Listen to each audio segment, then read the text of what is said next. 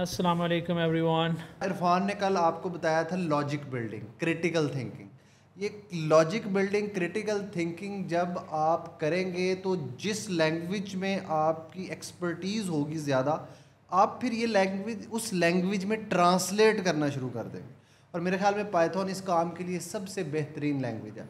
कल जब आतिफ भाई डेवऑप्स पढ़ा रहे थे तो मैंने इंटेंशनली एक क्वेश्चन पूछा था, क्या डेवऑप्स के स्क्रिप्ट पाइथन में लिखे जा सकते हैं? तो इसकी एक वजह थी, मतलब ये मुझे तो पता है कि ये लिखे जा सकते हैं, लेकिन ये क्वेश्चन करने की एक वजह थी। क्योंकि कल जब हम पाइथन इंट्रोड्यूस करवा रहे थे तो मैंने एक उसकी ख़ास बात बताई थी कि ये वो एक लैंग्वेज है जो मल्टीपल काम कर सकती है। ठीक है, ये आपको सिक्योरिटी में हेल्प करेगी, ये आपको एआई में हेल्प करेगी, ये आपको डेवऑप्स में हेल्प करेगी, ये आपको सिस्टम ऑटोमेशन में हेल्प करेगी, ये आपको क्लाउड में हेल्प करेगी। सो ये एक लैंग्वेज जो है इट इज़ एक्सट्रीमली इम्पॉर्टेंट। और दूसरी जो इसमें ख़ास बात है कि, और जो मैंने देखा है, आप जितना ज़्यादा कोड पढ़ते हैं ना, जैसे आप बुक पढ़ते हैं ना, तो आपकी एक वर्ड्स की सेंटेंस की ना एक सेंस डेवलप हो जाती है। सिमिलरली जब आप ज़्यादा कोड पढ़ते हैं तो एक तो आप अच्छे कोड को बहुत ज़्यादा अप्रिशिएट करते हैं, फिर वही अच्छा कोड क्रिएट भी करते हैं। सो ज़्यादा से ज़्यादा कोड पढ़ना would be very helpful. Coding में ना कुछ चीज़ें, कोडिंग इज़ लाइक दिस। कुछ लोग गाड़ी चलाते होंगे, कुछ लोग बाइक चलाते होंगे। जब आप ड्राइव कर रहे होते हो ना, या बाइक राइड कर रहे होते हो, तो एक कॉम्बिनेशन होता है between clutch, race, brake. Brake कहाँ अप्लाई करनी है, कितनी ब्रेक अप्लाई करनी है, कितनी ब्रेक अप्लाई करूँगा तो बाइक कहाँ रुकेगी। तो उस वक्त आपके दिमाग में कोई कैलकुलेशन नहीं चल रही होती, वो ऑटोमेटिकली हो रहा होता है। आप फ़ोन भी कर रहे हैं, बाइक भी चला रहे हैं, फ़ोन भी कर रहे हैं, गाड़ी भी चला रहे हैं, ठीक है। और आप बाज़ वक़्त आपको पता भी नहीं होता, आपका थॉट कहीं और होता है, फिर भी आप गाड़ी से ही चला रहे होते हैं, क्योंकि आपका ब्रेन जो है वो ट्रेन हो चुका होता है उस कॉम्बिनेशन के लिए, हैंड एंड आई कोऑर्डिनेशन के लिए, फीट एंड हैंड कोऑर्डिनेशन के लिए। तो आप अगर अच्छे ड्राइवर हैं तो आप होंगे। अगर आप डेजर्ट में भी गाड़ी चला रहे हैं और आपको इंडिकेटर देने की आदत है तो आप इंडिकेटर दे देंगे। अगर आपने एक अच्छा कोडर बनना है ना, तो जो एथिक्स हैं, जो कोडिंग स्टैंडर्ड्स हैं, उसमें से बहुत सी चीज़ें ऐसी होंगी जो लिखते वक्त आप सोच नहीं सकेंगे, लेकिन वो आप लिख जाएंगे, उस तरह से लिखना शुरू कर देंगे। वो जो आपका सोच आप डेवलप करोगे ना आज, कि कोड को किस तरह से सोचना है, जैसे डबी डॉक्टर साहब ने कहा, वो सोच डेवलप करेंगे आप, तो आप ज़्यादा ऊपर जाएंगे, ज़्यादा बड़े प्रोजेक्ट करेंगे, ज़्यादा पैसे लाएंगे, ज़्यादा बड़ी कंपनी बनाएंगे, ज़्यादा अच्छी ज़िंदगी गुजारेंगे, ज़्यादा लोगों की मदद करेंगे। अगर आप वो सोच डेवलप ना कर पाए, ठीक है, आप इमेजिन करें कि गाड़ी जा रही है, आगे एक और गाड़ी है और आप सोच रहे हैं कितनी ब्रेक मार रही है। आई मीन टाइम नहीं मिलेगा, you just can not do it. जब आप कोड लिख रहे होंगे तो आपके पास नहीं होगा।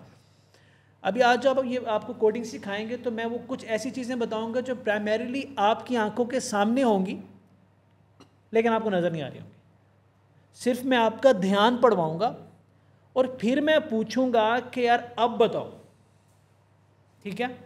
फॉर एग्ज़ाम्पल इस वक्त अब आप ये वीडियो देख रहे हैं क्योंकि हमने अपने ब्रेन को चैनलाइज करना था। Programming is all about channelising your brain.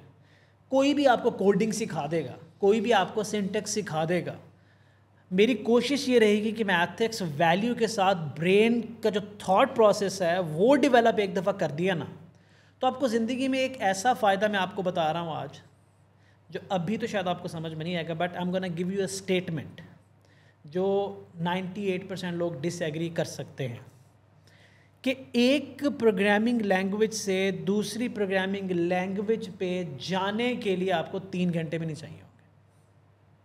आप पाइथन में कोडिंग कर रहे होंगे ना, कोई कहेगा यार मुझे .NET में बना दे, आप कहेंगे अच्छा .NET में बना देता, दैट्स इट।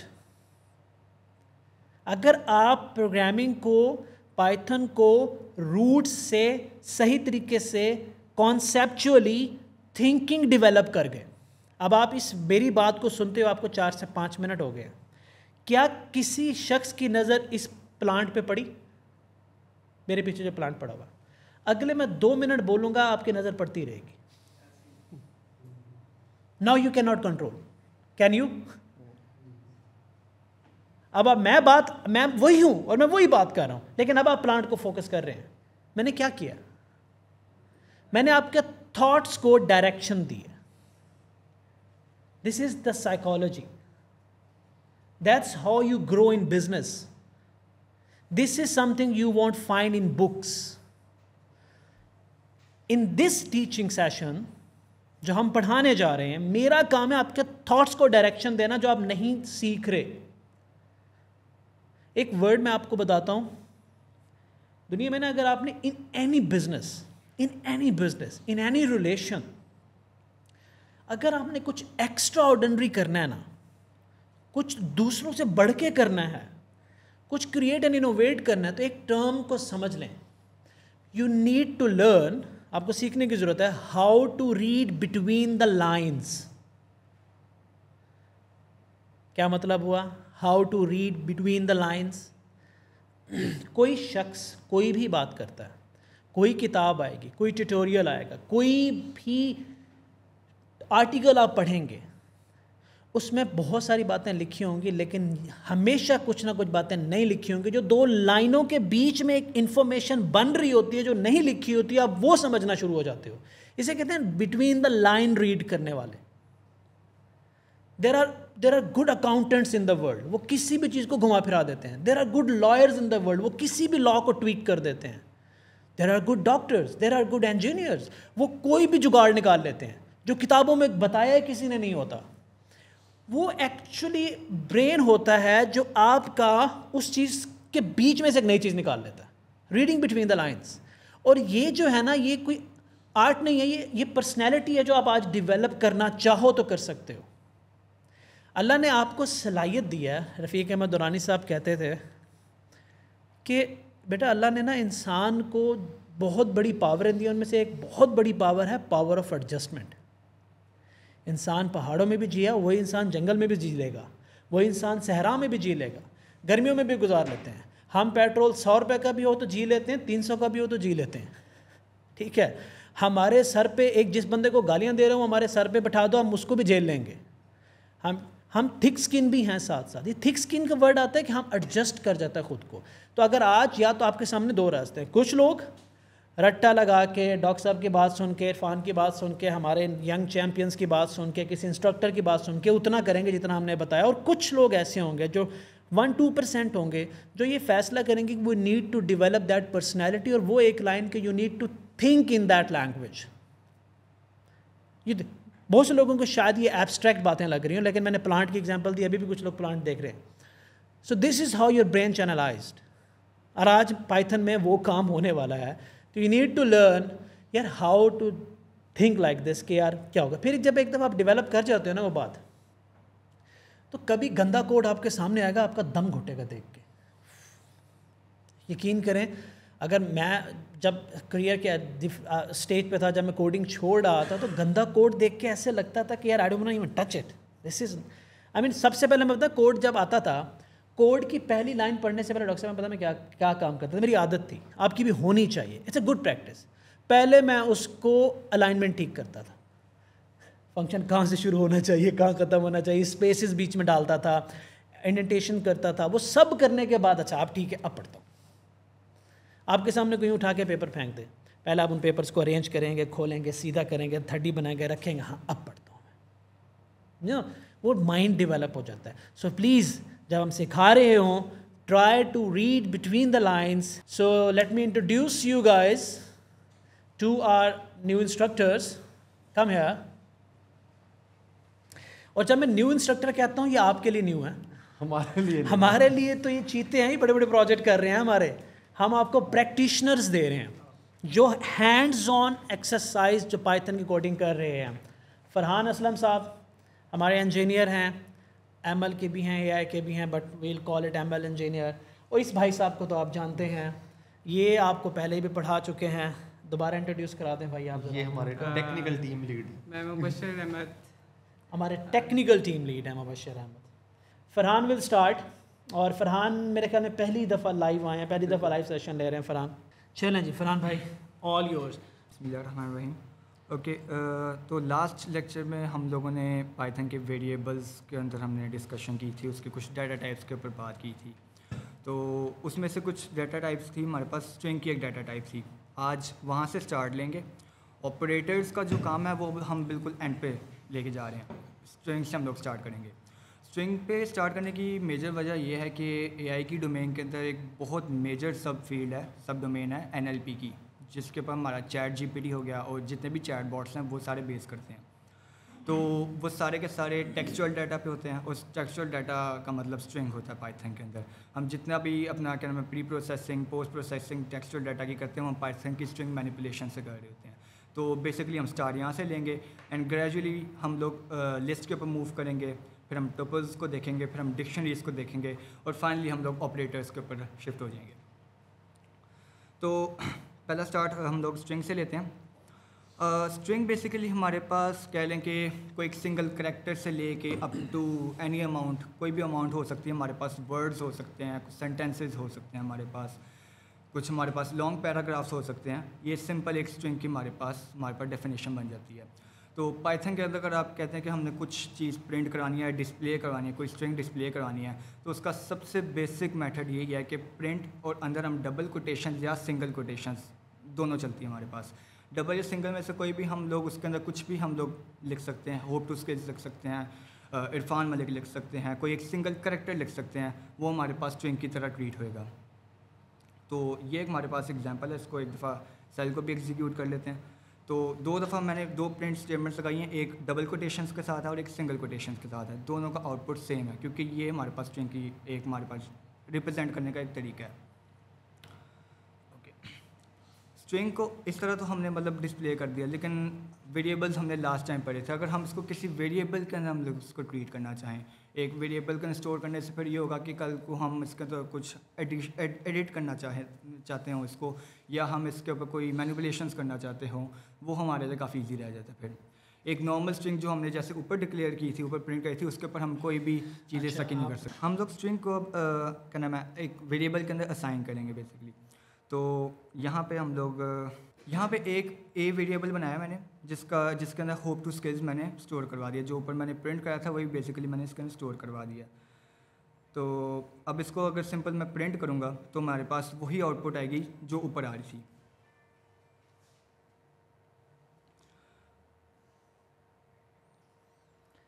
ओके, तो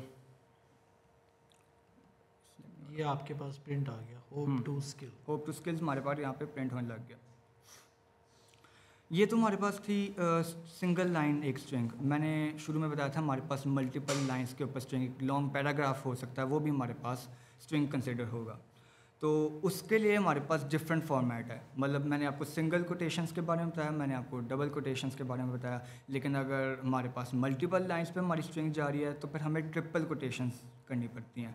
ट्रिपल कोटेशन स्टार्ट में, ट्रिपल कोटेशन एंड पे, वो जहाँ मर्जी बेशक 100 लाइन पे जाके एंड हो रहा हो, वो फ़र्क नहीं पड़ता। लेकिन वो ये है कि वो सारी की सारी चीज़ ना एक सिंगल वेरिएबल, एक सिंगल स्ट्रिंग का वेरिएबल बन जाएगा। जैसे कि यहाँ पे आप लोग देख सकते हैं कि ए के अंदर ही अब मैं एक लॉन्ग मतलब कोई 4 लाइंस की हमारे पास स्ट्रिंग है वो स्टोर करना चाह रहा हूँ। तो 3 कोटेशन मार्क्स स्टार्ट में हैं और 3 कोटेशन मार्क्स इसके एंड पे होंगे। और मैं आपको ये बताता हूँ ये पाइथन की मेहरबानी है, वरना एक पैराग्राफ को स्ट्रिंग में कन्वर्ट करने की जो मुसीबतें होती हैं ना वो बहुत मुश्किल होती हैं। तो ये पाइथन के अंदर कुछ चीज़ें ज़िंदगी आसान की है पाइथन ने जब भी आई थी। तो ये एक पावर है जो अभी आपको अंदाज़ा नहीं होगा जब आप मल्टीपल प्रोग्रामिंग लैंग्वेज से कंपेयर करेंगे। इट्स प्रीटी ईजी कि आप एक पैराग्राफ को भी स्ट्रिंग में कन्वर्ट कर सकते हैं। ओके, तो हमारे पास नीचे आउटपुट आ गई एज एक्सपेक्टेड कि जो भी ए के अंदर हमने स्टोर करा था वो एज इट इज़ प्रिंट हो गया। ओके, सो अब हम लोग थोड़े नेक्स्ट स्टेप पे मूव करते हैं, मॉडिफाई करना है स्ट्रिंग को, क्योंकि सारी की सारी हमारे पास जितने भी कह लें कि प्री प्रोसेसिंग है सारी की सारी वो बहुत इंपॉर्टेंट होती है। जब भी हम एनएलपी की डोमेन में बात कर रहे होते हैं तो सारी गेम यहाँ पे चेंज होती है प्री प्रोसेसिंग की। हमारे जितने भी कहना मैं चैट जीपीटी में हम टोकन्स या कोई भी रिक्वेस्ट भेजते हैं, कोई भी हम क्यूरी करते हैं, तो बेसिकली वहाँ पे स्ट्रिंग मैनिपुलेशन का बहुत ज़्यादा काम आता है, बहुत ज़्यादा यूज़ होता है। तो कुछ बेसिक, बहुत ही बेसिक से स्टार्ट करते हैं कि कोई हमारे पास एक स्ट्रिंग मौजूद है, उसको हमें अपर केस में कन्वर्ट करना है। तो उसके लिए हमारे पास एक फ़ंक्शन होता है, पाइथन के अंदर बिल्ट इन फंक्शन है, बिल्ट इन फंक्शन मतलब कि पाइथन के अंदर हम इसको आराम से कॉल कर सकते हैं। पाइथन के अंदर सारी इस तरह के हमारे पास काफ़ी फंक्शंस मौजूद हैं जो कि हमें ईज़ देते हैं। पाइथन के अंदर फंक्शन मौजूद होने से मुराद ये है कि जब आप पैकेजेस को इंपोर्ट करके ये यूज़ कर रहे होते हैं तो हर प्रोग्रामिंग लैंग्वेज के अंदर कुछ एक्शंस परफॉर्म करने के लिए कुछ बने बनाए मेथड्स होते हैं जो आप इस तरह से यूज़ करते हैं, जैसे a.upper। अब इस ये कॉन्सेप्ट में आपको थोड़ा सा ऑब्जेक्ट ओरिएंटेड प्रोग्रामिंग का आइडिया होना चाहिए कि ये फंक्शन जो है वो कॉल कैसे हो रहा है। हम आपको यूज़ करना सिखा रहे हैं कि हमने ये मेथड कॉल किया, और आप लोगों का सवाल कुछ लोगों का होगा, यार ये कहाँ से आया, ये क्या कर रहे हैं, पीछे कहीं ना कहीं डिफ़ाइन हुआ। जब हम आगे जाएंगे और आपको मेथड्स और फंक्शंस डिफ़ाइन करना सिखा रहे होंगे और उनको कॉल करना सिखा रहे होंगे, तब आपको अंदाज़ा हो जाएगा। तो अभी आपने इतना याद रखना है कि ये जो अपर है ये पाइथन का बिल्ट इन फंक्शन है जिसको हमने इस्तेमाल किया, और ऐसे कई फंक्शन होते हैं। जब आप कोई प्रोग्रामिंग लैंग्वेज सीख रहे होते हैं तो एक होता है प्रोग्रामिंग लैंग्वेज में कोड करना, और कोड करने के अंदर आपने एक सलाहियत डेवलप करनी है कि किसको कितना पता है उस फ्रेमवर्क का, कि कौन सी चीज़ें बनी बनाई और हमें उन्हें दोबारा ना बनाना पड़े। आप अपर केस करना है तो हो सकता है कि आप हेलो वर्ल्ड को अपर केस कीबोर्ड पे शिफ्ट दबाएं, उसके साथ अपर केस कर लें, और इफ एल्स लगा दें कि अगर लोअर चाहिए तो ये प्रिंट कर दो और अगर अपर चाहिए तो वो प्रिंट कर दो। अचीव तो आपने कर लिया। लेकिन स्मार्ट लोग वो हैं जिनको ये पता होगा कि कौन से ऐसे कंपोनेंट उस प्रोग्रामिंग लैंग्वेज में मौजूद हैं। अच्छा, अब मैं ये क्यों कह रहा था कि अगर आप अपना थॉट प्रोसेस डेवलप करते हो तो you can switch programming language, you will be able to switch programming language in just 3 hours.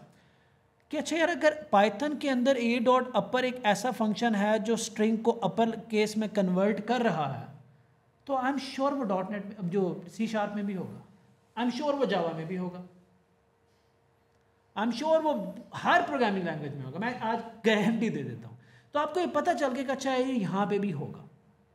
ऐसा ही है जैसे आप किसी डिफरेंट कंट्री में जाते हो, आपको ट्रैवल करना है, तो आप वहाँ जाके अपनी कंट्री की नॉलेज यूज़ करते हो। क्या यार, ग्रैब अ टैक्सी, कॉल उबर, कोई पब्लिक ट्रांसपोर्ट भी होगी, कोई रेल भी होगी, यहाँ पे कोई पेट्रोल पंप होगा, पेट्रोल पंप पे वॉशरूम्स भी होंगे, कोई होटल भी होगा, महंगे होटल भी होंगे, सस्ते होटल भी होंगे, वहाँ के इशारों पे क्या करना है, रोड पे स्क्वायर्स पे क्या करना है। बहुत सी ऐसी सब कॉन्शियसली नॉलेज होती है जो अपने मुल्क की आप वहाँ जाके अप्लाई कर रहे हो। तो इसी तरह से अगर एक प्रोग्रामिंग लैंग्वेज की नॉलेज आज आपने अडॉप्ट कर ली, पाइथन में अडॉप्ट कर ली, कल को पाइथन न्यू हो जाए या न्यू प्रोग्रामिंग लैंग्वेज आ जाए, आपको मसला नहीं होगा, you will become an engineer.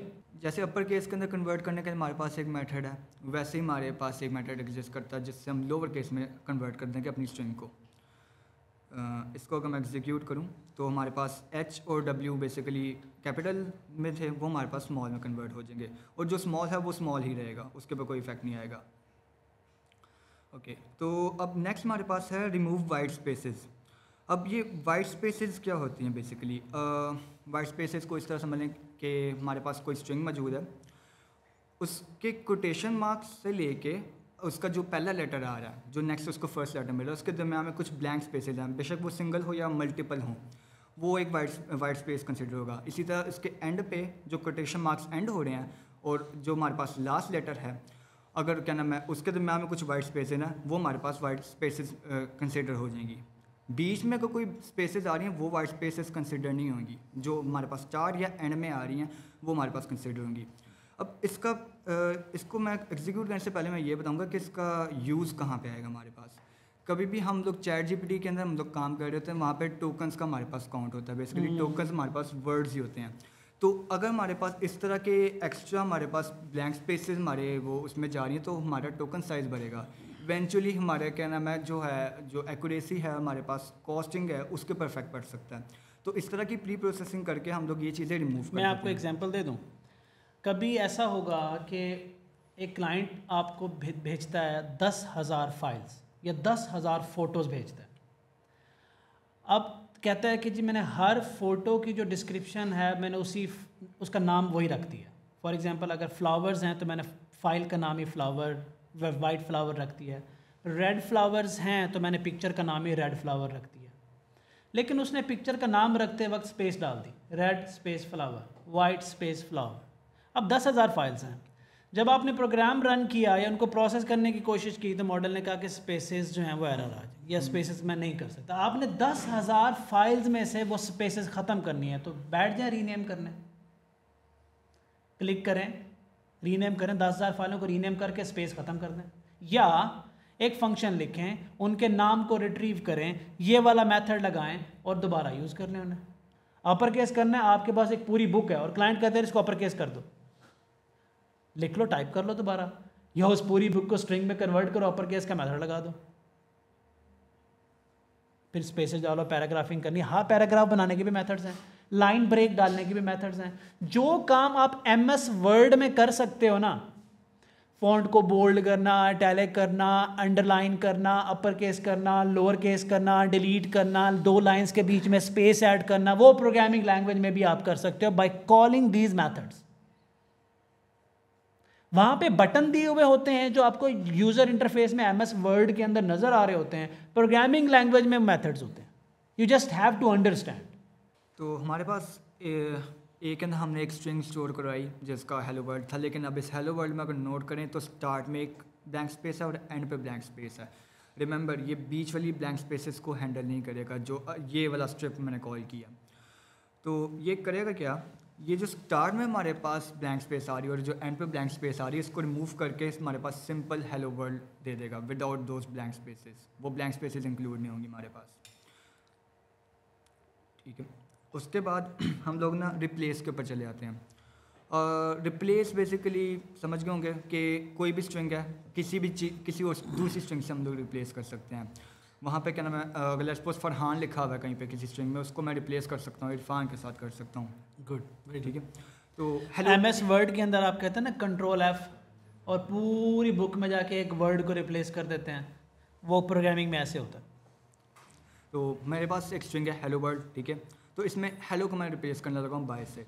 अगर मैं इसको एग्जीक्यूट करूँगा तो हेलो की जगह पे बाय आ जाएगा, बाकी स्ट्रिंग एज इट इज़ रहेगी। बेसिकली जो फर्स्ट हमारे पास इसके अंदर इंपोर्ट या आर्गुमेंट जा रहा है, बेसिकली वो हमारे पास वो वाली स्ट्रिंग होगी जिसको हम रिप्लेस करना चाह रहे हैं। तो बेसिकली यहाँ पे मैं हेलो को रिप्लेस करना चाह रहा हूँ, तो ये कोमा से पहले फर्स्ट आर्गुमेंट होता है, वो हमारे पास हेलो जाएगा। और जो सेकेंड होगा वो स्ट्रिंग होगी जो इसकी रिप्लेसमेंट बनेगी हेलो की, वो बेसिकली बाय था, तो बेसिकली बाय वर्ड बन गया ये टोटल। ओके, तो नेक्स्ट चीज़ हमारे पास आती है स्प्लिट स्ट्रिंग।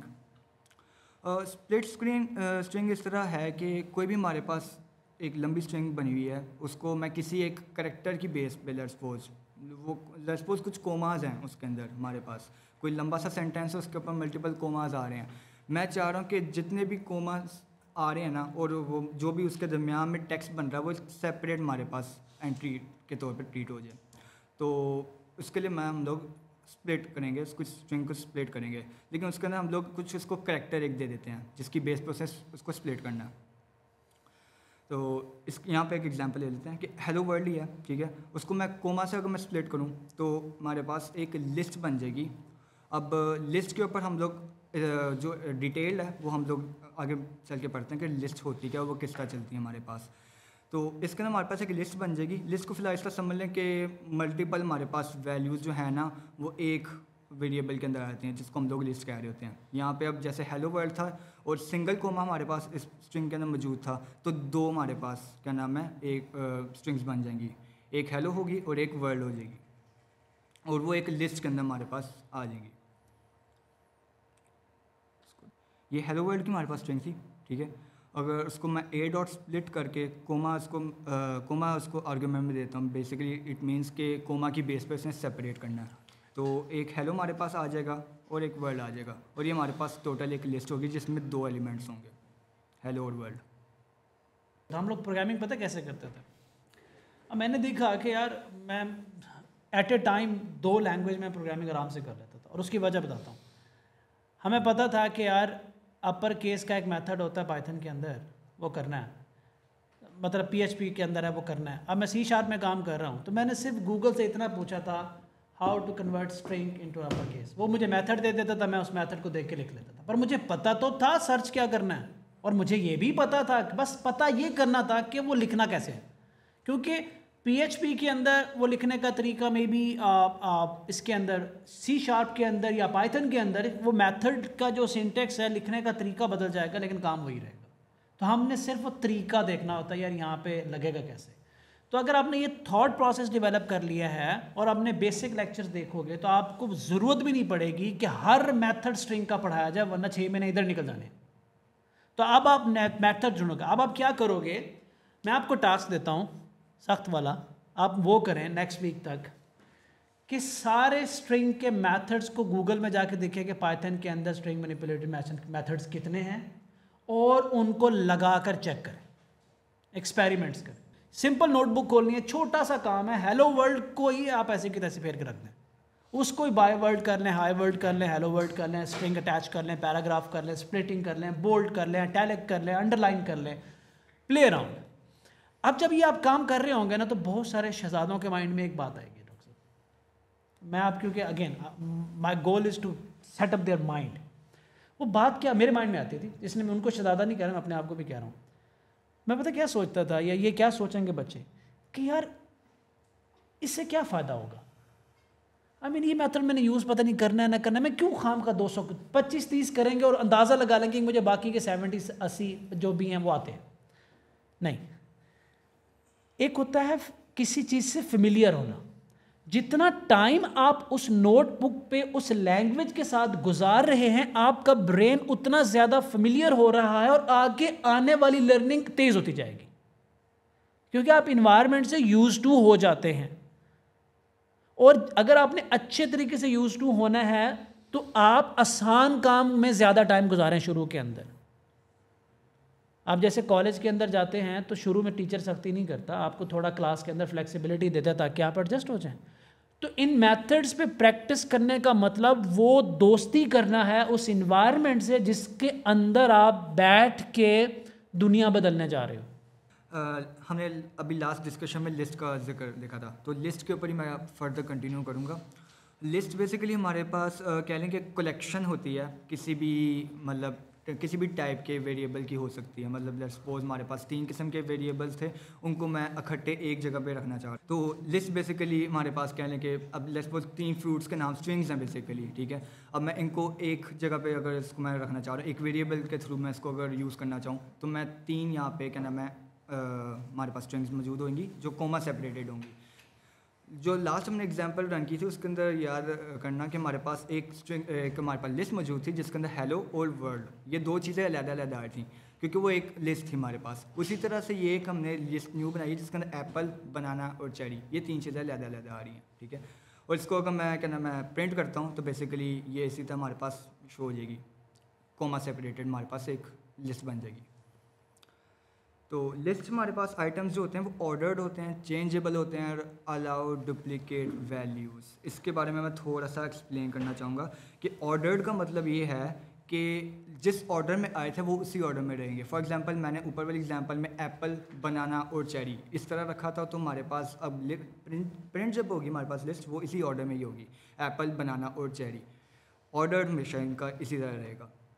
चेंजेबल मतलब कि इसके हम कोई भी तरतीब नहीं बदली इसकी, एप्पल पहले है बनाना बाद में है, तो वही तरतीब में आया है जिस तरतीब में हमने उस लिस्ट के अंदर वैल्यूज़ को ऐड किया है। एग्जैक्टली चेंजेबल है, कोई भी वैल्यू इसके अंदर हम चेंज कर सकते हैं। बनाना की वैल्यू अगर मैं चेंज करना चाहूँ मैं वो भी कर सकता हूँ, मैं चेरी की चेंज करना चाहूँ मैं चेरी की भी चेंज कर सकता हूँ, ठीक है। और डुप्लीकेट वैल्यूज़ इसके अंदर आ सकती हैं हमारे पास कि मतलब एप्पल एक दफ़ा आ गया तो वो दोबारा एप्पल दोबारा भी आ सकता है, उसका कोई इतना मसला नहीं है। ओके, तो मूविंग फॉरवर्ड हमारे पास लिस्ट की लेंथ फाइंड करने के लिए हमारे पास अगेन बिल्ट इन पाइथन का फंक्शन है लेंथ का, len। ये len हमारे पास सिर्फ लिस्ट के ऊपर नहीं और भी काफ़ी हमारे पास बिल्ट इन डाटा टाइप्स है जिनके ऊपर काम करेगा ये। तो फिलहाल हम इसको लिस्ट के ऊपर करेंगे। जो ऊपर वाली अब लिस्ट हमारे पास थी उसके अंदर 5 एलिमेंट्स थे, एप्पल, बनाना, चेरी, एप्पल, चेरी। तो इसने हमारे पास जो आउटपुट हमें रिटर्न किया वो एक इंटीजर वैल्यू होगी जो 5 है basically. List items data types के ऊपर थोड़ा सा बात कर लेते हैं कि लिस्ट के अंदर कोई मतलब इस तरह की रिस्ट्रिक्शन तो नहीं है कि ये खाली स्ट्रिंग का डाटा ले सकता, क्योंकि अभी मैंने आपको सिर्फ स्ट्रिंग के ऊपर दिखाया, तो ऐसा नहीं है। लिस्ट के अंदर हमारे पास स्ट्रिंग्स भी आ सकती हैं हमारे पास इंटीजर्स भी आ सकते हैं, हमारे पास बूलियन वैल्यूज़ भी आ सकती हैं। बूलियन मतलब ट्रू या फिर फॉल्स, ये वाली वैल्यूज़ भी आ सकती हैं। इसके अलावा हमारे ट्रू पास फॉल्स को आप 0 एंड 1 से भी रिप्रेजेंट करते हैं जी, somewhere. 0 meaning false, 1 meaning true. और इसके अलावा हमारे पास लिस्ट के अंदर ऐसा नहीं कि एक ही डाटा टाइप हमारे पास फॉलो होगी, हम मिक्सचर ऑफ डाटा टाइप्स भी रख सकते हैं। मतलब कि अगर मैंने एप्पल रखा उसके बाद मैं 1 रख रहा हूँ, उसके बाद मैं ट्रू रख रहा हूँ, तो इस तरह भी चल जाता है। हमारे पास मल्टीपल डाटा टाइप्स जो हैं वो भी एक सिंगल लिस्ट के अंदर हमारे पास चल सकती हैं। तो मैं इस सेल को एक दफ़ा एग्जीक्यूट कर लूँ, और अब ये देखें यहाँ पे पहली जो वैल्यू है हमारे पास वो एक स्ट्रिंग है ABC, और दूसरी वैल्यू जो हमारे पास है वो 34 है, इंटीजर है। थर्ड वैल्यू हमारे पास ट्रू है जो कि एक बूलियन है, ठीक है। तो इस तरह हम लोग मल्टीपल डाटा टाइप्स एक लिस्ट के अंदर भी रख सकते हैं। और अगर मैं इसको प्रिंट कराऊँ तो हमारे पास ये एग्जीक्यूट हो जाएगा, और जो हमारे पास ऑर्डर है वो उसी ऑर्डर में ही रहेंगी चीज़ें। ओके, सो नेक्स्ट हमारे पास है कोई मैंने एलिमेंट एक्सेस करना है। तो बेसिकली एक्सेस करने का यहाँ पे इस तरह तरीका है कि लेट्स सपोज ऊपर वाली हमारे पास लिस्ट है ना, तो अगर मैंने इसका पहला जो हमारे पास एंट्री है या पहला इसको एलिमेंट कह लें वो एक्सेस करना है, तो मैं इसको 0 के सबस्क्रिप्ट के साथ लिखूँगा। मतलब कि मैं इसको स्क्वायर ब्रैकेट्स में 0 लिखूँगा। हाँ जी, और एक बात आपने बताएं कि लिस्ट बनाते वक्त ये हमेशा स्क्वायर ब्रैकेट्स ही होंगे। स्क्वायर ब्रैकेट्स, अगर आप गलती से इनको चेंज करने की कोशिश करेंगे तो पाइथन खुद ही ठीक करा लेगा। हाँ, वो हमारे पास क्या नाम है एरर दे के हमें बता देता है कि जो हमने लिस्ट डिक्लेयर किया वो उसके जो स्क्वायर ब्रैकेट्स हैं वो गलत आई हुई हैं। तो अगर हम फर्स्ट एलिमेंट इसका एक्सेस करना चाहें तो ये जो ABC है ये बेसिकली है तो वैसे फर्स्ट एलिमेंट ही, लेकिन अगर इसको मैं प्रोग्राम में एक्सेस करना चाहूँ तो हम लोग 0 से इसको करेंगे। हमारे पास जितनी भी इंडेक्सिंग है लिस्ट की वो 0 से स्टार्ट हो रही होती है। 0 से ABC हो जाएगा, 1 से फिर 34 हो जाएगा, 2 से ट्रू वाली वैल्यू आ जाएगी। तो इस तरह करके हम लोग आगे मूव करते रहेंगे। अगर मैं ABC खाली प्रिंट करना चाहूँ तो बेसिकली इसका ये तरीका होगा, ठीक है। तो हमारे पास फर्स्ट वैल्यू जो कि ABC थी वो हमारे पास प्रिंट हो जाएगी। अगर मैं लेट्स सपोज इसको बैक स्पेस करके ट्रू कर देता हूँ तो हमारे पास जो ट्रू था जो कि यहाँ पे थर्ड था लेकिन इंडेक्सिंग के हिसाब से हमारे पास 2 बन रहा था वहाँ पे, तो वो हमारे पास वो ट्रू वैल्यू प्रिंट हो जाएगी। अच्छा, अब हमारे पास लिस्ट तो ये तो 5 थे, हम लोग गिनती के 5 एलिमेंट्स थे, हम लोग 5th इंडेक्स पे जाके या 4th करके जो हम लोग है लास्ट एलिमेंट एक्सेस कर लेते हैं। क्या हो अगर हमारे पास लिस्ट बहुत ही लंबी है, लेट्स सपोज 100 या 1000 एलिमेंट्स है, उसके अंदर हम लोग कहते हैं हमने तो लास्ट वाला एलिमेंट लेना है, और लेट्स सपोज हमें पता ही नहीं है कि कितनी लंबी लिस्ट है, हम लोग लास्ट एलिमेंट लेना चाह रहे हैं। तो उसके लिए हम लोग -1 का अगर अंदर पास करेंगे तो बेसिकली जितनी भी लंबी लिस्ट हो वो हमारे पास लास्ट वाला एलिमेंट उठा के ले आता है। तो ऊपर अगर मैं देखूँ तो हमारे पास लास्ट एलिमेंट मेल का था और वो एज इट इज़ मेल हमारे पास यहाँ पे ले आया। ठीक है, तो नेक्स्ट हमारे पास है स्लाइसिंग। स्लाइसिंग का मतलब वैसे तो जो हमारे पास सादा ज़ुबान है उसके अंदर स्लाइसिंग मतलब ये कोई बड़ी पीस को हम लोगों ने छोटों में डिवाइड कर दिया, ठीक है। तो लिस्ट भी बिल्कुल इसी तरह ही है, एक लंबी सी लिस्ट है या ज़्यादा लंबी ना भी हो तो उसके हमने कुछ स्लाइसिंग या कुछ पोर्शन हमने उसका निकाल लिया, ठीक है। उसके लिए हम लोग ये करेंगे, उसका जो बेसिकली फॉर्मेट बनता है वो ये कि list1 जो हमारे पास लिस्ट का वेरिएबल हमने बनाया था, और इस दफ़ा जैसे हम लोग एक्सेस करने के एलिमेंट एक्सेस करने के लिए हम लोग एक इंटीजर पास कर रहे थे उसके अंदर, यहाँ पे हम लोग एक रेंज पास कर देंगे। बेसिकली रेंज मतलब कि स्टार्ट कहाँ से होना है और एंड कहाँ पे होना है। और इसका एक और मैं जहाँ पे चीज़ बताऊँगा कि अब लेट्स सपोज 1 से लेके 3 तक मैंने लिखा है, तो अब इसका मैंने कहना हो कि नंबर ऑफ़ एलिमेंट्स कितने होंगे इसके अंदर। तो इसका सीधा सा तरीका ये है कि जो एंड वाला है ना, जो सेकंड नंबर पे मैंने नंबर लिखा है जो कि 3 है, और जो फर्स्ट नंबर मैंने लिखा था 1, 3 - 1 = 2। तो ये जो हमारे पास अब जो लिस्ट बनेगी वो 2 एलिमेंट्स पे बेस कर रही होगी।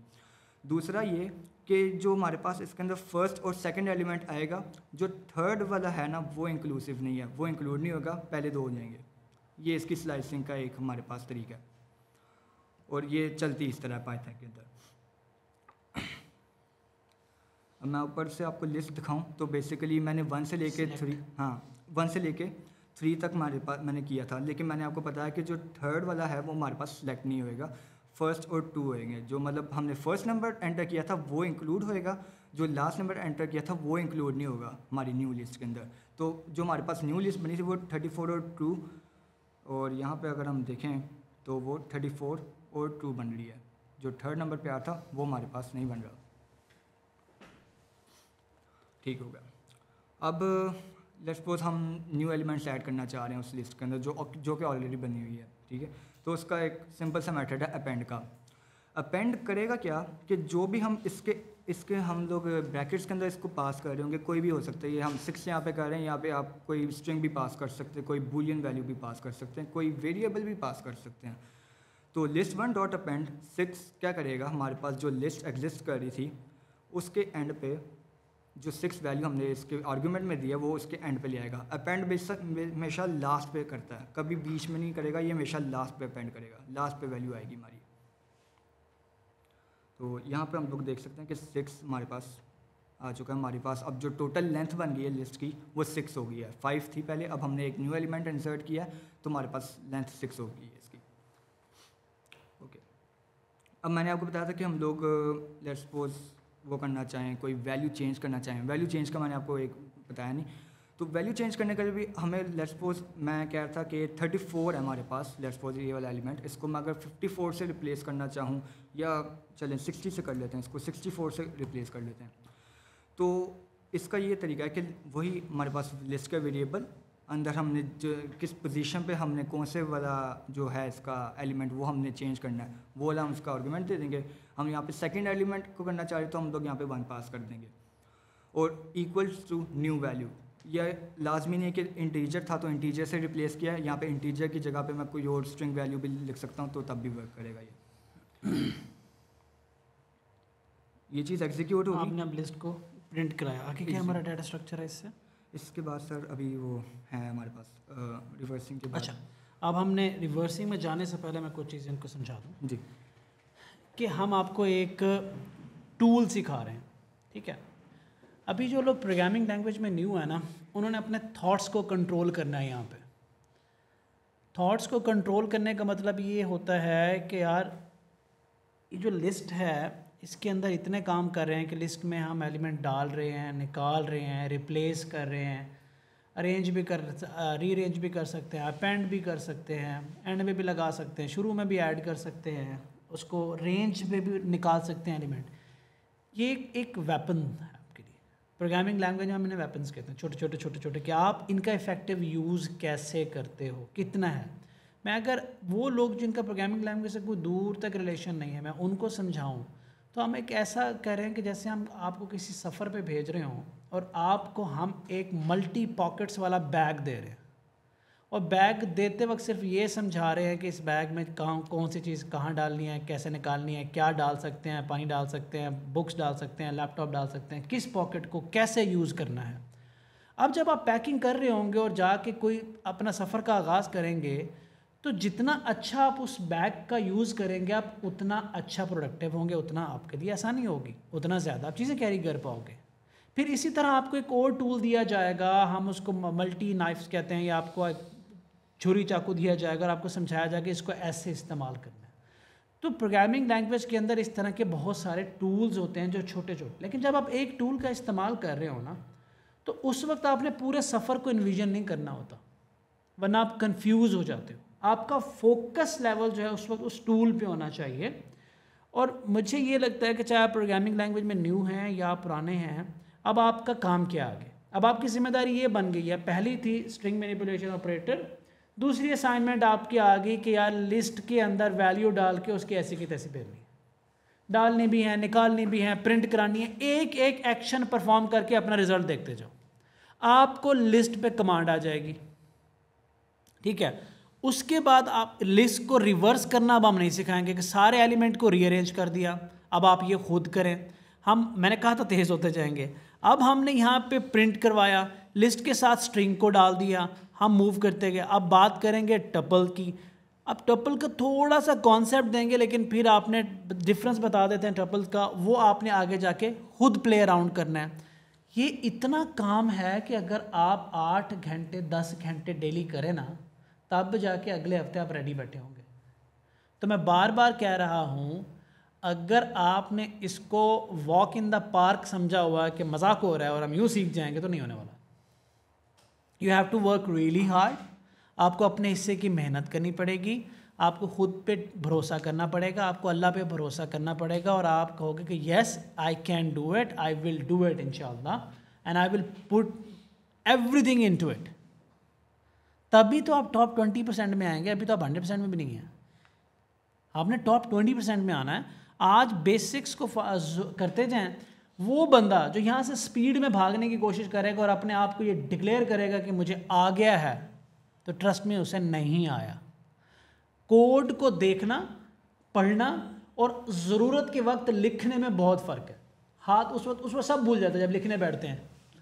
आपको बता रहा हूँ, या देखा तो था, पर लिखते वक्त भूल जाता है। Practice practice practice practice, coding is all about practice. तो लिस्ट पे मैं आगे नहीं बढ़ूँगा, टपल को आप 2-4 मिनट का टच दो और फिर आगे बढ़ो, ठीक हो गया। तो बेसिक्स में इनकी डिटेल मौजूद है हमारे बेसिक लेक्चर्स में, you can go back and watch that lecture, आपको मिल जाएगा। Keep going. तो टपल हमारे पास एक और हमारे पास डाटा स्ट्रक्चर है, ठीक है। टपल हमारे पास दिखने में तो लिस्ट की तरह लग रहा होगा, ठीक है, लेकिन हमारे पास लिस्ट पहली चीज़ तो ये है कि हमारे पास वो स्क्वायर ब्रैकेट्स के अंदर आ रही थी, ये हमारे पास राउंड ब्रैकेट्स के अंदर आ रही है, ठीक है। और दूसरा ये सबसे मेजर चीज़, लिस्ट हमारे पास जैसे चेंज हो रही थी, टपल चेंज नहीं हो सकते। पाइथन अलाउ ही नहीं करता कि टपल के अंदर हम कोई भी चेंजेस करें, ठीक है। तो ये एज इट इज़ रहेंगी, इसके अंदर चीज़ें जो भी हम लोग डिक्लेयर करते हैं वो एज इट इज़ रहेंगी, उसकी कोई वैल्यू पकड़ के हम लोग चेंज नहीं कर सकते टपल के अंदर। कहाँ ज़रूरत पड़ेगी यार सर ये हमारे कहाँ ज़रूरत पड़ेगी सर बेसिक आई मीन आपने लिस्ट के अंदर भी वैल्यूज़ बनाना है, एप्पल और चेरी रखवा दिया, टपल के अंदर भी एप्पल बनाना और चेरी रखवा दिया, दोनों को प्रिंट लिखवा दिया, सिर्फ ब्रैकेट्स का फ़र्क है। और आपने कहा एक चेंज हो सकते हैं, एक नहीं हो सकते। तो क्या सिनेरियो माइंड में आता है, कुछ आता है क्या सिनेरियो माइंड में? लेट्स ट्राई टू, दिमाग को थोड़ी तकलीफ देते हैं। प्रोग्रामिंग करते वक्त ना आपको ज़रूरत पड़ेगी इन चीज़ों की। कहीं आपको लगता होगा कि यार जो हमारा एंड यूज़र है ना, शॉपिंग कार्ट आप या वो वेबसाइट आप देखते हो ना, ई कॉमर्स की वेबसाइट चीज़ें खरीदते हो ना, आइटम आप बास्केट में डाल रहे होते हो, पीछे वो लिस्ट में जा रहे होते हैं, जितने मर्जी आइटम डालते हैं जो, ठीक है। हो सकता है कि ई कॉमर्स वाले कहते हैं कि मैं आपको एक ऐसी लिस्ट देता हूँ जिसमें ना आइटम निकाल सकूँ ना डाल सकूँ। अगर हम पाइथन में जाकर उसको कोड करने की कोशिश करें, there can be multiple way to achieve the same thing, but मैं चाहता हूँ कि यार मैंने आपको 3 चीज़ों का एक पैकेज बना के देना है, उस लिस्ट के अंदर 3 चीज़ें मैं डालूंगा, ना आप और ख़रीद सकते हैं ना आप उसमें से निकाल सकते हैं। ज़रूरत होगी आपको पड़ेगी तो आप उस वक्त लिस्ट नहीं यूज़ करेंगे, आप टपल यूज़ करेंगे। देर आर मैनी सिनेरियोज, और ये बैक एंड पे ज़्यादा हो रहा होगा as compare to front end. मैंने तो सिर्फ आपको फ्रंट एंड पे एक एग्जांपल दी, वो आप लिस्ट से भी अचीव कर सकते हैं, जुगाड़ू प्रोग्रामर कुछ भी कर सकते हैं, ठीक है। तो what you have to do is कि आपने बैक एंड पे आपको सिर्फ ये ज़रूरतें पड़ेंगी। अभी इन्विजन नहीं कर पाओगे तो इट्स ओके, बट आपको पता होना चाहिए कि अच्छा ये भी था, ये भी था, यहाँ पे ये लगेगा, ये आपको बाद में समझ आएगी। सो उधार रख लें इसे, ठीक हो। तो टपल के आइटम्स भी हमारे पास इस तरह जिस तरह डिक्शनरी के हम लोग इसके अंदर एक्सेस कर सकते हैं, वैसे ही हम लोग टपल के अंदर भी एक्सेस कर सकते हैं। यही मैंने थोड़ा सा एक्सपैंड करके बताया है कि हम लोग इसके अंदर डुप्लीकेट वैल्यूज़ भी रख सकते हैं। डिक्शनरी और वो अपना लिस्ट और इसके दरमियान में जो मेजर फ़र्क अभी है वो यही है कि ये चेंजेबल नहीं है, हमारे पास लिस्ट जो है वो चेंजेबल है। सिंगल आइटम से अगर हम लोग एक टपल बनाना चाहें तो उसका तरीका ये है कि हम लोग उसी तरह रखेंगे, लेकिन एंड पे हम लोग एक कोमा डाल के आगे एम्प्टी छोड़ देंगे, मतलब आगे कुछ भी नहीं लिखेंगे। उससे ये होगा कि ये एज अ टपल ट्रीट हो जाएगा। अगर नहीं करेंगे तो वो एज अ स्ट्रिंग ट्रीट होने लग जाएगा। यहाँ पे मैं एक चीज़ सर एम्फसाइज़ करना चाहूँगा जी, वो ये है जो कि मतलब गूगल करने पे भी अक्सर नहीं पता चल रही थी, ठीक है। वो ये कि सबसे मतलब सबके ज़हन में ये है कि लेट्स सपोज स्ट्रिंग है हमारे पास, वो डबल कोटेशंस के अंदर मेंशन होती है, ठीक है। लेकिन यहाँ पे मैंने पैरेंथेसिस के अंदर मैंने एप्पल लिखा हुआ है, पैरेंथेसिस के अंदर डबल कोटेशंस के अंदर एप्पल लिखा हुआ है। तो how is this a string? या इसके अंदर मैं 1 या 2 कर देता हूँ, वो इंटीजर की वैल्यू बन जाती है, ठीक है। ये पैरेंथेसिस लिखने या ना लिखने से कोई फ़र्क नहीं पड़ेगा अगर आप इसके अंदर सिंगल वैल्यू रख रहे हैं। लेट्स सपोज इसके अंदर आप 1 रख लेते हैं, मैं आपको दिखाता हूँ।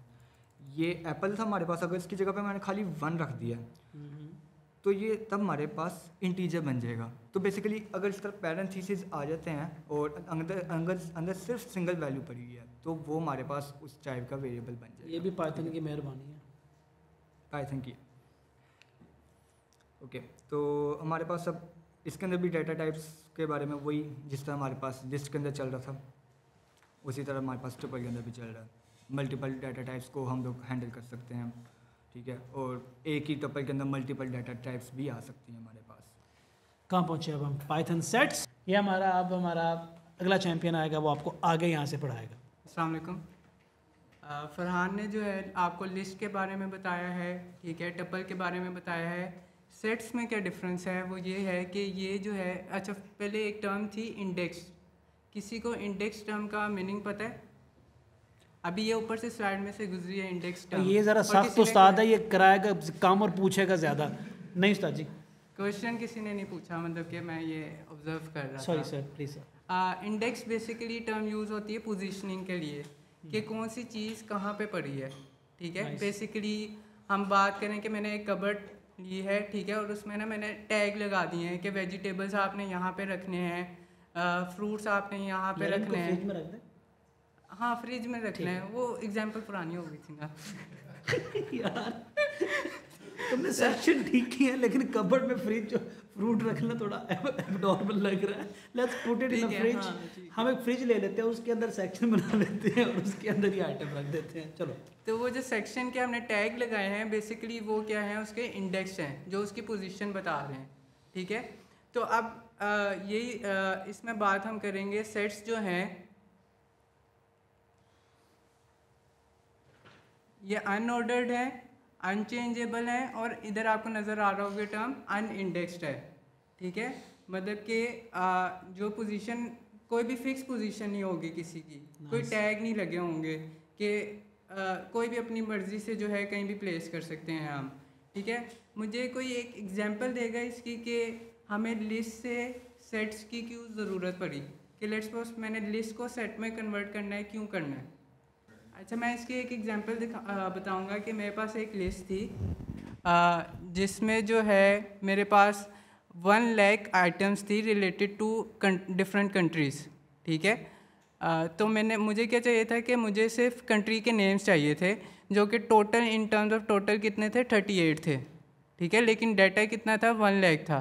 तो उस चीज़ को लिस्ट से मैंने क्या किया, सेट में कन्वर्ट किया, और मेरी प्रॉब्लम जो है वो रिजॉल्व हो गई और मुझे सिर्फ कंट्री के नेम्स मिल गए जो कि कितने थे, 38, ठीक है। तो ये इसका एक यूज़ केस था, लेकिन आप लोगों ने भी इसके बारे में कुछ यूज़ केसेस सोचने हैं और बताना है मुझे।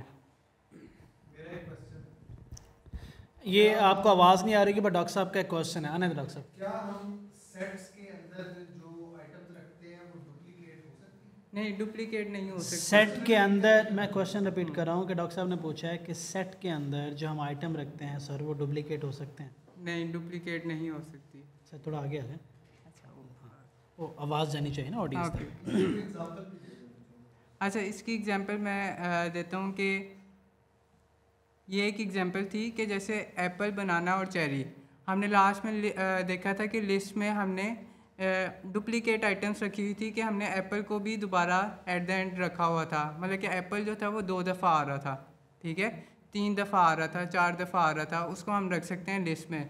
लेकिन जो सेट है उसमें हमेशा वो क्या होगा, सिंगल वैल्यू होगा, ठीक है। मतलब कि सिंगल ही, मतलब कि एक ही इंडेक्स में एप्पल जो है वो एक दफ़ा ही पड़ा होगा, आपको डुप्लीकेट्स उसके नज़र नहीं आएंगे। इसलिए मैंने आपको बात कही थी ना कि जैसे पाकिस्तान है, वो जो मेरे पास लिस्ट थी 1 लाख आइटम्स की, उसमें पाकिस्तान जो था वो 1000 टाइम्स पड़ा हुआ था। लेकिन जब मैंने उसको सेट में कन्वर्ट किया तो उसने पाकिस्तान को 1000 से 1 आइटम में जो है कन्वर्ट कर दिया, ठीक है। All clear? और क्लियर सर।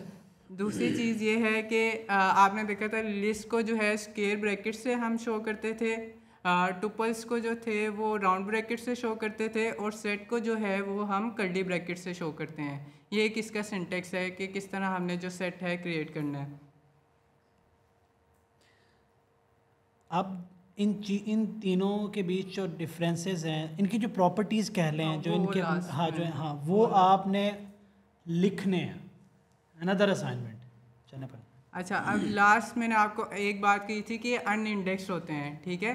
मतलब कि हम बता नहीं सकते इसकी पोजीशन से कि ये जो है एलिमेंट कहाँ पे पड़ा हुआ है।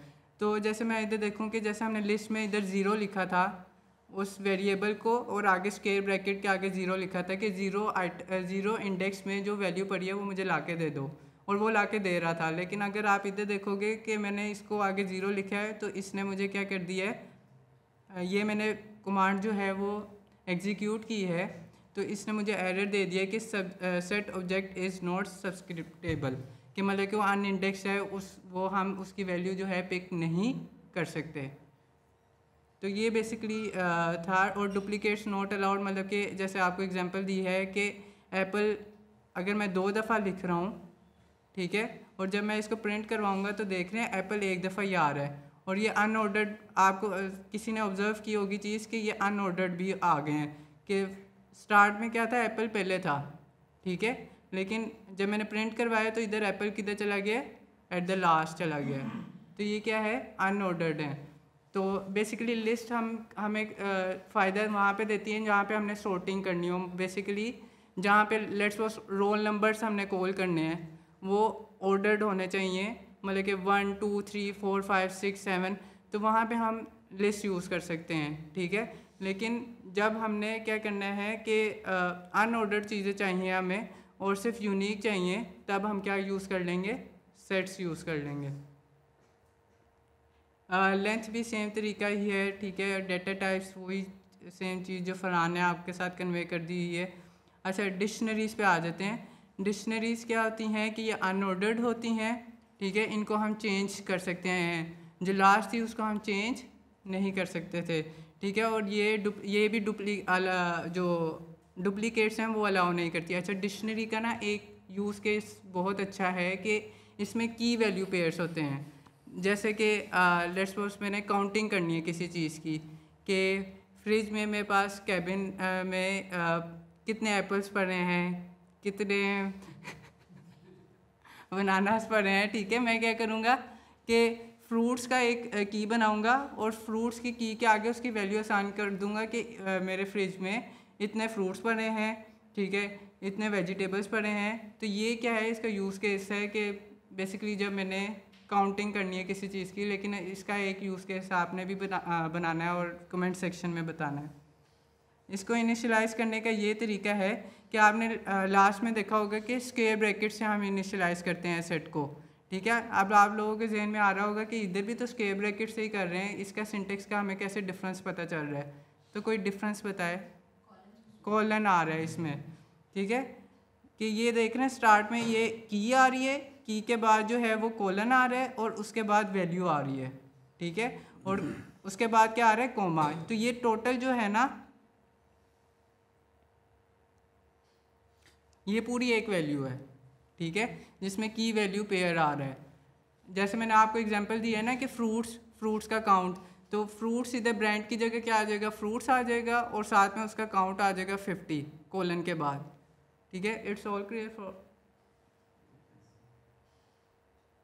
ओके। फिर उसके बाद यही उसकी कुछ एग्जांपल्स हैं कि लेट्स सपोज मैंने कोई अच्छा, इसमें ये चीज़ है कि आप उसके थ्रू नहीं असेस कर सकते कोई भी, मतलब कि इंडेक्स के थ्रू नहीं असेस कर सकते, आप कीज़ के थ्रू जो है वैल्यूज़ असेस कर सकते हो। लेकिन जैसे ये देख रहे हो कि डिक्शनरी मैंने बनाई है दिस डिक्ट, ठीक है, उसके अंदर मेरे पास एक की है ब्रांड की, ठीक है, उसकी वैल्यू क्या है, फोर्ड। एक है मॉडल की उसकी वैल्यू है मस्टंग, और एक ईयर की है और उसकी वैल्यू है 1964। तो मैंने क्या करना है कि अगर मुझे कोई वैल्यू चाहिए तो मैं पोजीशन की बेस पे नहीं निकाल सकता, लेकिन मैं उसकी की बेस पे निकाल सकता हूँ, ठीक है। तो दिस डिक्ट में से मैंने ब्रांड की से क्या मुझे इन रिटर्न आंसर मिलेगा, फोर्ड, ठीक है। तो ये आप देख रहे हैं एट द लास्ट जब मैंने इसको प्रिंट किया है तो मुझे आंसर में क्या मिल रहा है, फोर्ड मिल रहा है। ये अनऑर्डर्ड होती हैं, ये चीज़ आपको पहले बता चुके हैं कि कोई भी सीक्वेंस नहीं होगी, अगर एप्पल पहले आ रहा था तो वो बाद में भी आ सकता है। और चेंजेबल हैं कि मतलब कि अच्छा, दूसरी चीज़ है कि इसमें चेंजेबल मतलब कि आप कोई भी की बेस पे ना वैल्यू जो है उसको चेंज कर सकते हो। अगर मैं कहूँ ना कि मैंने एक चीज़ मैं दिखा देता हूँ आपको करके,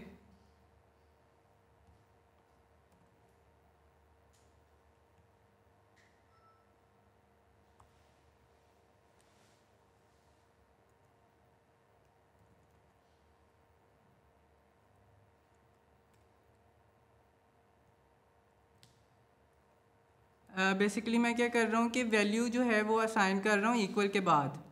तो ये जो ब्रांड होगा इसमें ये की है हमारे पास, और उसमें जो अब वैल्यू चेंज हो जाएगी वो क्या हो जाएगी, येस से चेंज हो जाएगी।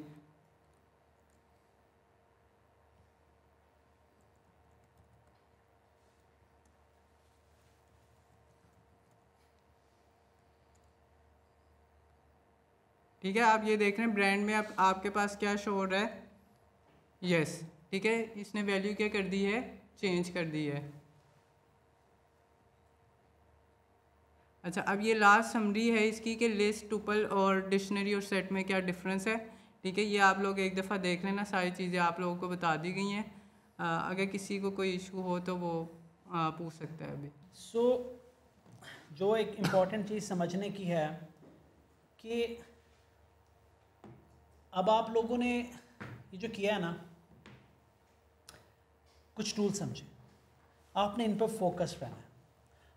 अगले लेक्चर में हम कुछ और टूल समझेंगे और फिर मैं एक सडन अनाउंसमेंट करूंगा जिससे बहुत सारे लोग थोड़ी देर के लिए घबरा जाएंगे और मैं आपको कहने वाला हूँ कि पाइथन आप सीख गए हैं, ख़त्म हो गई। और सब ये कैसे हो सकता है?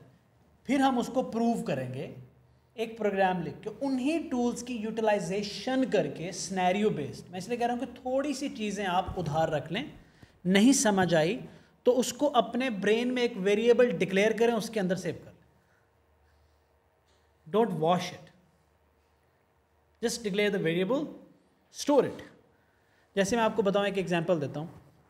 मैं हमेशा कहता हूं, ये आप लोगों के लिए है कि जब आप कभी कोई वेब डेवलपमेंट कर रहे हो, मोबाइल डेवलपमेंट कर रहे हो, आपसे कोई कहे डाटा विजुअलाइजेशन कर रहे हो, डेटा साइंस में भी है, या डैशबोर्ड बना दो, डैशबोर्ड बना दो।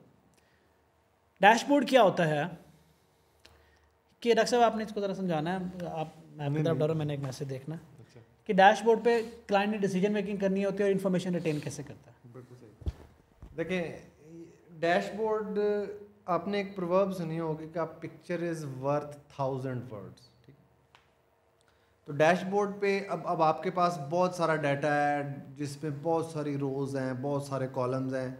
वो देख के ना वैसे ही लोगों को नींद आनी शुरू हो जाती है, उनको कुछ समझ ही नहीं आती, क्योंकि ह्यूमन माइंड ट्रेंड ही नहीं है इतनी सारी फैली हुई डिस्पर्स इन्फॉर्मेशन देखने का। और जो डिसीजन मेकर्स होते हैं उनके पास टाइम भी इतना ज़्यादा नहीं होता कि वो इस किस्म की पूरी एक्सेल की शीटें देखें या डाटाबेस की शीटें देखें। तो उनके लिए हम क्या करते हैं, या जो डाटा साइंटिस्ट जो है उसकी जॉब क्या होती है, डाटा साइंटिस्ट या डाटा एनालिस्ट, उसकी जॉब ये होती है कि उस डाटा को एक ऐसी फॉर्म में लेके आए कि जो बंदा देखे उसे समझ आ जाए क्या हो रहा है। ठीक, और समझ आने की मैंने आपको एग्जांपल दी कि आप 1000 वर्ड्स में एक कहानी सुनाएंगे, उसकी एक तस्वीर दिखा देंगे तो आपको पता चल जाएगा। तो डैशबोर्ड के अंदर सिंपली आप ये करते हैं कि आप जितना भी आपका डाटा है उसको डिफरेंट किस्म के ग्राफ्स में प्रेजेंट करते हैं।